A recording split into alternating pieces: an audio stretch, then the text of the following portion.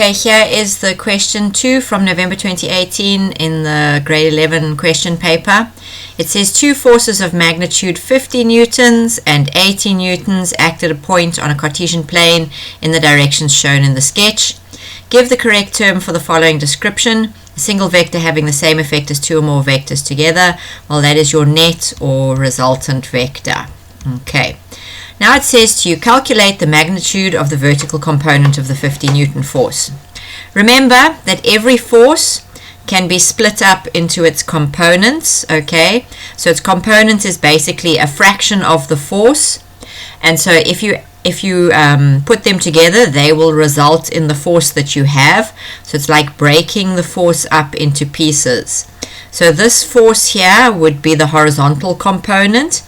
If we looked at this 50 Newton force, the horizontal component would go there, and we could draw in the vertical component over here, but straight, if we wanted to. But for what we want to do, it would be easier to draw this force somewhere else. Remember that every force, if it has a force, it has a magnitude and direction, and if a force has a magnitude and direction, then we can pick it up and redraw it wherever we like, so long as it has the same magnitude and direction. So I just picked up the force and put it here, so that now I have a closed vector triangle with x, y, and the original force is like the hypotenuse of my triangle.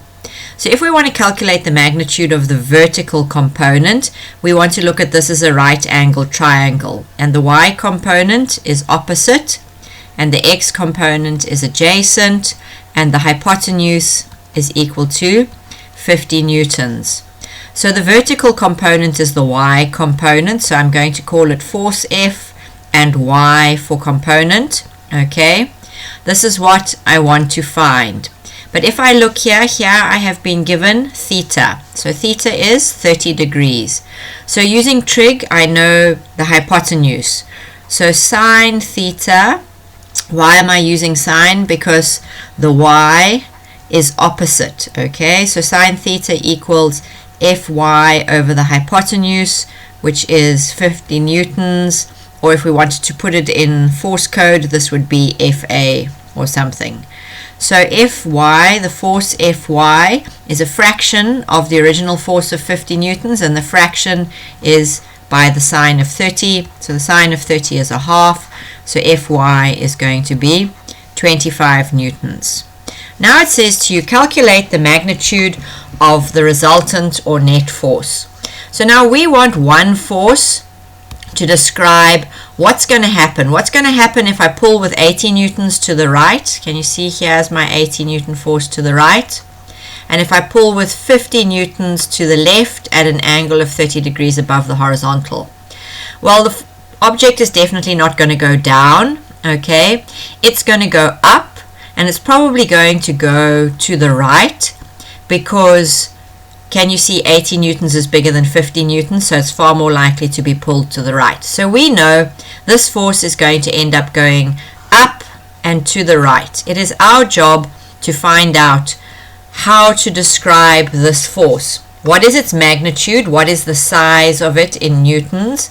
And what is the angle it makes, so that I know how to describe it. Okay, so if we want to do that, we have to find out what are all the forces doing. Now you can see here this 80 Newton force and the 50 Newton force are not in a straight line, so we can't add them.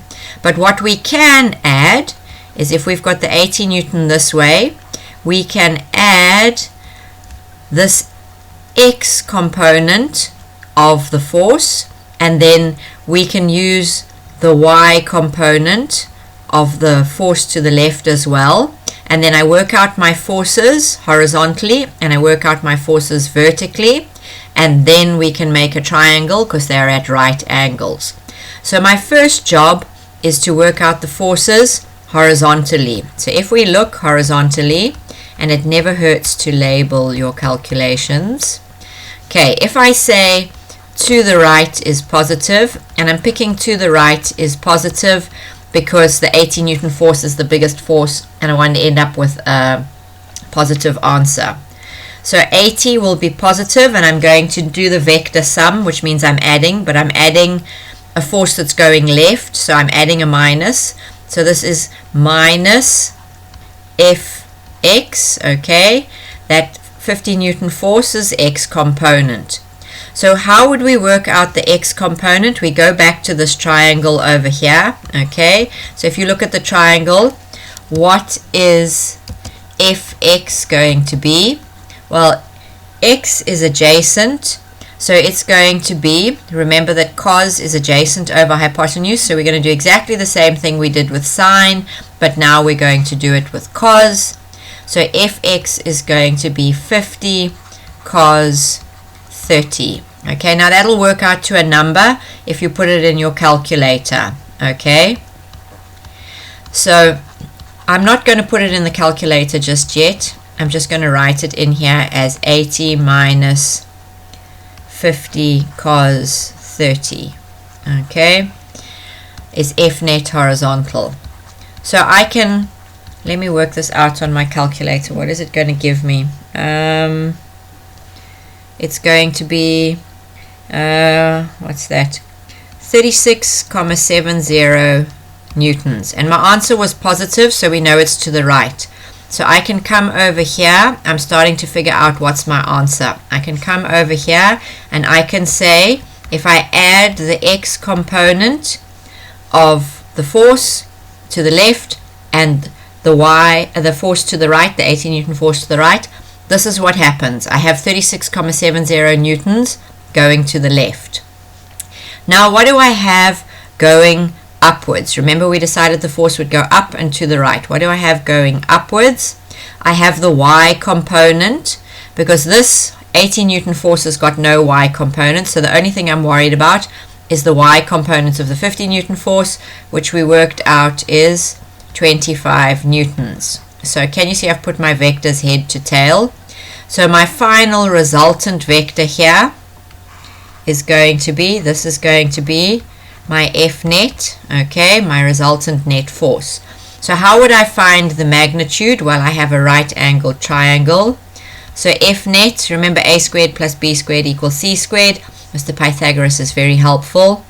So F net is going to be the square root of 25 squared plus 36,70 squared, and if you put that in there, I think you get 44,40 newtons or 44,41 newtons depending on where you rounded it off. Okay, so that's part of my marks.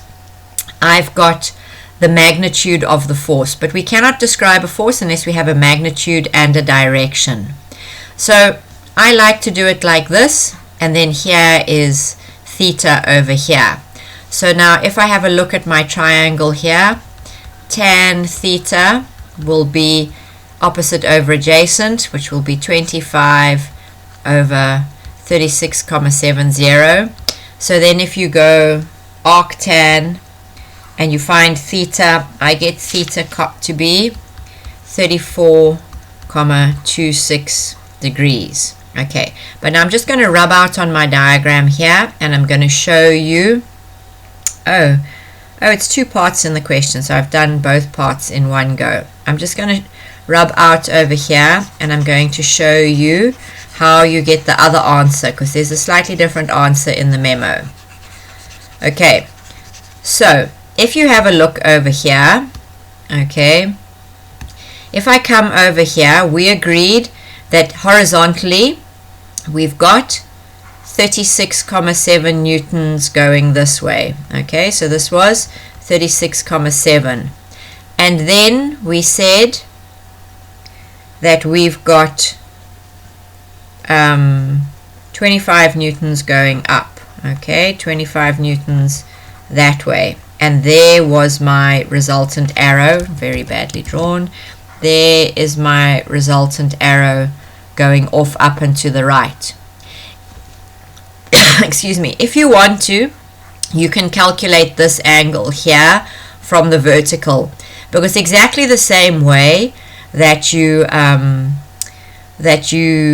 move the vector earlier, I can come over here and I can say, okay, I don't want to put the 25 Newton force there. I want to give it the same magnitude and direction, but I'm going to put it over here, and then I'm going to put my 36,7 force over there.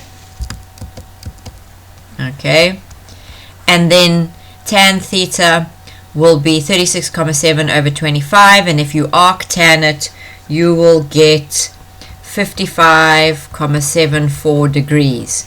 And then you'll find that 55,74 plus 36,70 is going to end up giving you, I think it's 55,74. Oh, this is, yeah, 30. Where did I get 36.7? What nonsense am I talking here? Okay, 55,74 plus this theta here, 34,26. Okay, 34,26. This is going to give you 90 degrees, and then you know that that's correct. It's the complement of the angle. So when you state this angle, this orange 55,74, you can say it is at a bearing, okay, of 55,74, because then it's stated from true north, which is straight upwards. But if you do this theta over here, then you're going to say it's 36,70 degrees above the horizontal. So I don't mind either way, so long as you specify this one is at a bearing of 55,74 degrees, or you can say at 55,74 degrees from the vertical. Okay, so either way they're going to work. It's exactly the same way. It will, if you had to draw this, you would draw exactly the same vector, which is what the most important thing is, because you know how long it is and you know what angle it's at. But it's just the two different ways of drawing the vector on the plane to work out theta. But either way, you've used tan to work out theta.